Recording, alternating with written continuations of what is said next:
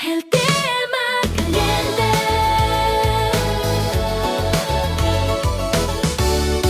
El tema caliente. Bueno, para el tema caliente del día de hoy, les traigo dos decisiones que fueron polémicas o simplemente fue el reglamento aplicado correctamente y son cosas que ocurrieron durante el torneo de Nagoya. Si hubo algo que dividió a los aficionados durante el torneo de Nagoya, no fueron únicamente los resultados, también hubo dos decisiones arbitrales que generaron un intenso debate en redes sociales y entre los propios seguidores del sumo. Lo primero ocurrió en un combate entre Aonishiki y Gonoyama, cuando muchos aficionados aseguraron que Aonishiki había cometido una infracción al agarrar el moño del rival. Y la segunda llegó pocos días después en el enfrentamiento de Onosato contra Gonoyama también, donde una revisión de Mono-ii terminó revocando la decisión inicial del Gyoji y otorgando la victoria a Gonoyama. ¿Se aplicó correctamente el reglamento en ambos casos o fueron decisiones inconsistentes? Vamos a analizar qué ocurrió y sobre todo por qué los jueces llegaron a esos veredictos. Torneo. Vamos con el caso número 1, que es Aonishiki contra Gonoyama. Creo que es la batalla que generó más debate durante todo el torneo.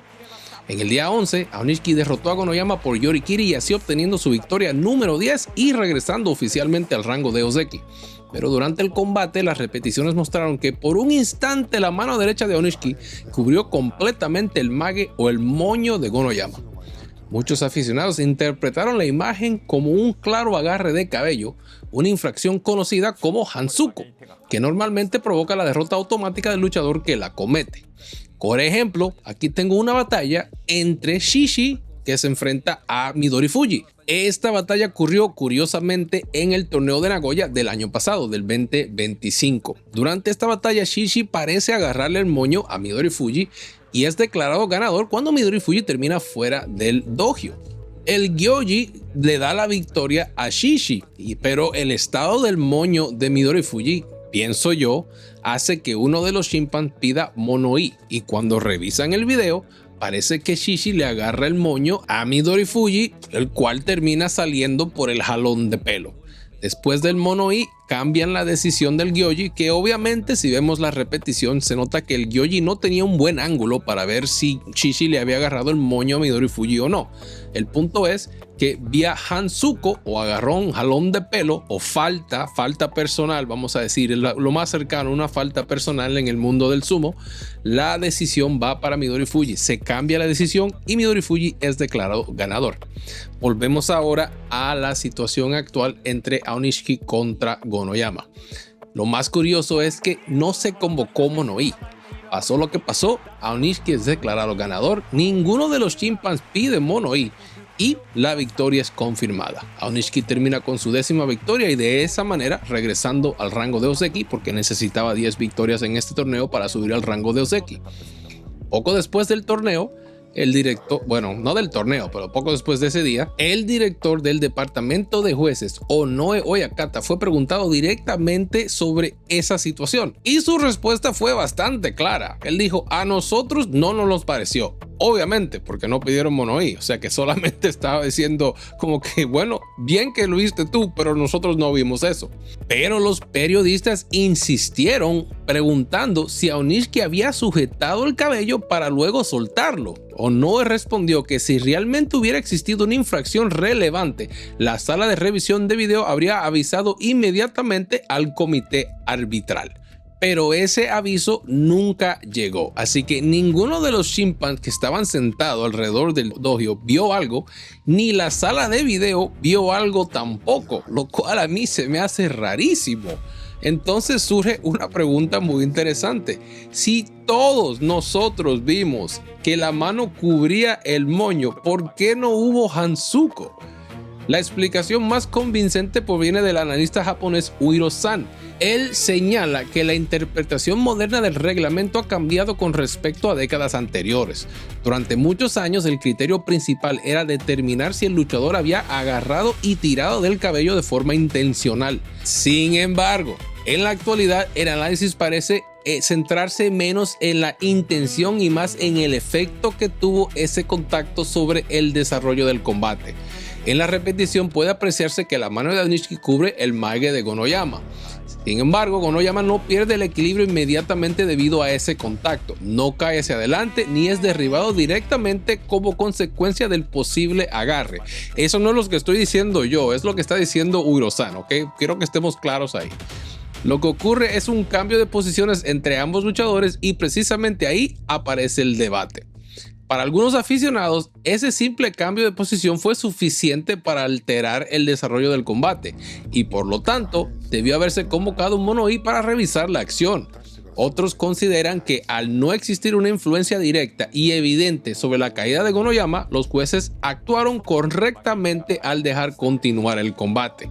Personalmente, yo creo que la decisión de no sancionar el Hanzuko puede entenderse desde la interpretación actual del reglamento.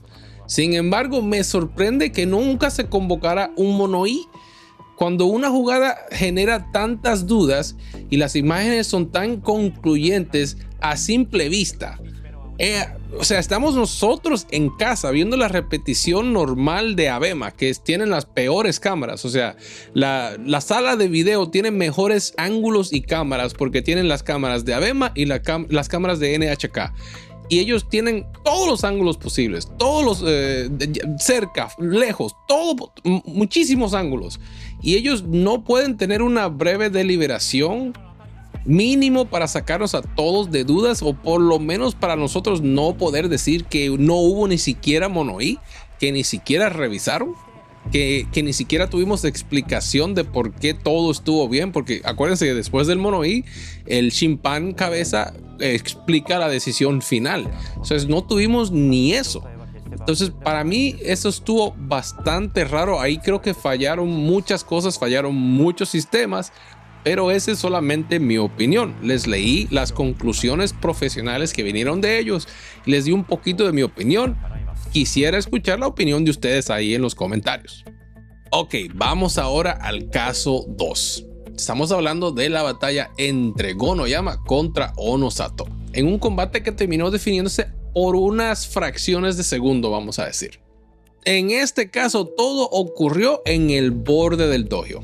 Cuando Onosato vio que su ataque no estaba funcionando contra Gonoyama, recurrió a un movimiento que él mismo dice es una mala costumbre que lo hemos visto hacer en muchas otras ocasiones. Es retroceder bruscamente para intentar aprovechar el impulso de su rival.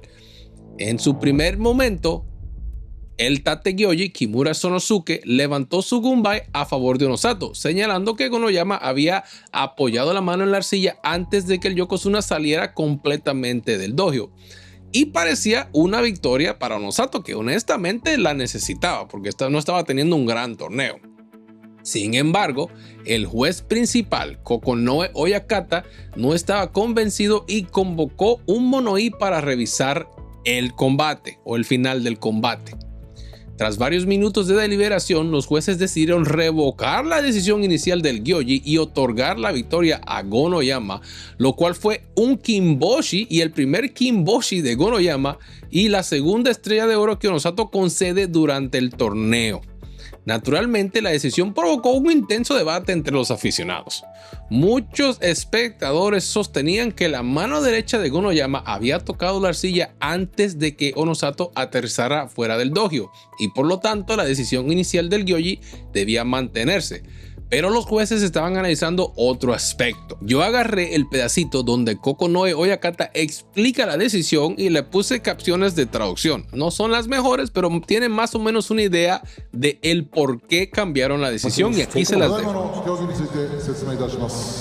両手軍配は大野里を有利と見て挙げましたが、大野里の体が先に飛んでいるのではないかと胸がつき、協議した結果、大野里の体が先に飛んでおり、両手軍配差し違いで差し違い、なんと大野里3敗目です。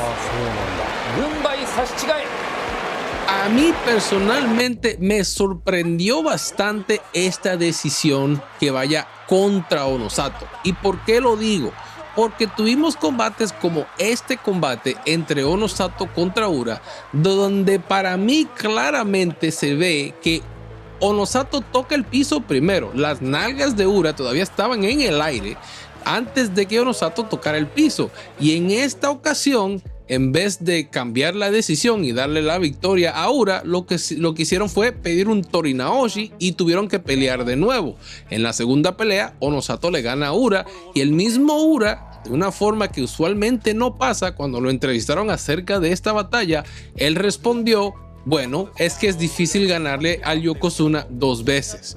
Que no es como responder la pregunta sin responder la pregunta, responderla por la izquierda, vamos a decir. Eso fue una curva. En mi país dicen, tiró una curva Ura ahí con esa respuesta. Y así como esta batalla en particular contra Ura terminó en Tori Naoshi en vez de ser victoria de Ura, me puedo acordar por lo menos de una ocasión más donde podía haber sido un cambio de decisión y en vez de hacer cambio de decisión declaran Tori Naoshi. Volvemos al combate actual. Según explicó Kokonoe Oyakata después del combate, el punto clave no era quién tocó el suelo primero, sino la posición en la que se encontraba Onosato en ese instante. Y sus palabras fueron muy claras. Su cuerpo ya no tenía vida, el Shinitai. En otras palabras, Onosato ya había saltado completamente fuera del círculo y había perdido cualquier posibilidad real de regresar al dojo. Aunque todavía estaba en el aire, su derrota ya era inevitable. Los jueces consultaron además la sala oficial de revisión en video para asegurarse de que no existiera ninguna duda. Kokonoe incluso reveló que preguntó expresamente si había alguna posibilidad de ordenar una repetición del combate, y a eso es lo que voy. En situaciones del pasado, a Onosato le han dado el Tori Naoshi cuando fácilmente le podían dar la victoria al oponente. Y aquí Kokonoe no solo recibe la instrucción de la sala de video diciéndole que Onosato había perdido, él pregunta si hay alguna posibilidad de ordenar Tori Naoshi. Entonces no son inventos míos. Ahí termino con mi opinión, pero no son inventos míos. La respuesta de la sala de video fue contundente. Dijeron no. Kokonoe volvió a preguntar si estaban completamente seguros y nuevamente recibió la misma respuesta. Le dijeron no hay ninguna duda. Esa explicación fue respaldada por Kabutoyama Oyakata, responsable del comité de Kimarite, quien afirmó que esa es precisamente la forma en que actualmente se interpretan este tipo de situaciones.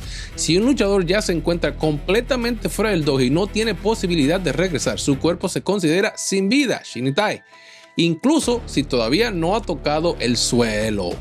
Quizá el detalle más llamativo llegó después del combate. Cuando los periodistas le preguntaron a Onosato si en algún momento pensó que seguía dentro del dojo, el propio Yokozuna respondió con total sinceridad: no, sabía que había perdido. Es decir, el propio Onosato aceptó inmediatamente el resultado de una vez que se revisó la acción.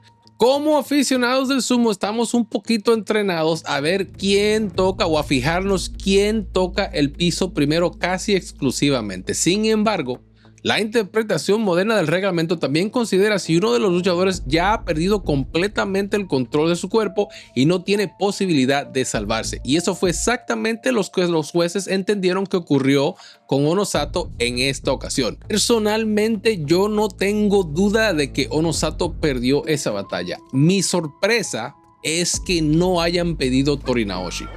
Esa es mi sorpresa en esta ocasión, porque ya lo han hecho en el pasado y lo trataron de hacer aquí.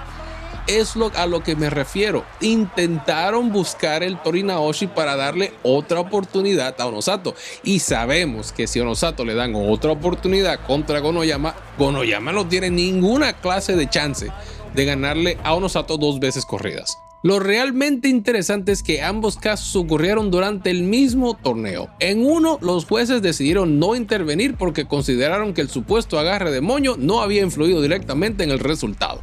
Sin ver Monoí hicieron esa decisión. Y en el otro sí intervinieron porque entendieron que la posición del cuerpo de Onosato determinaba claramente el desenlace del combate. 2 decisiones muy diferentes. Me pregunto, si hubieran declarado a Gonoyama como ganador en ese combate, ¿habrán pedido Monoí o no habrán pedido Monoí?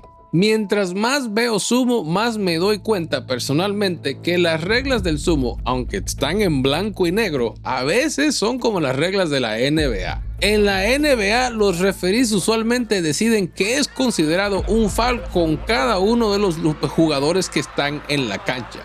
Por ejemplo, si golpean a Shaquille O'Neal, un jugador que medía más de 7 pies y pesaba más de 250 libras, el golpe para que sea llamado foul tenía que ser bien grave. A diferencia si golpeaban a Kobe, que era un jugador más pequeño, era una estrella con más valor y los trataban de proteger más, y siempre ha sido así en la NBA. ¿Será que es lo mismo en el sumo? Que hay veces que a ciertos luchadores le tienen preferencias y aplican las reglas diferentes. No sé, eso es lo que he estado pensando últimamente, y estos dos casos como que me hacen dudar un poco. Pero bueno, ¿qué piensan ustedes? De verdad que quiero saberlo, déjenlo ahí en los comentarios.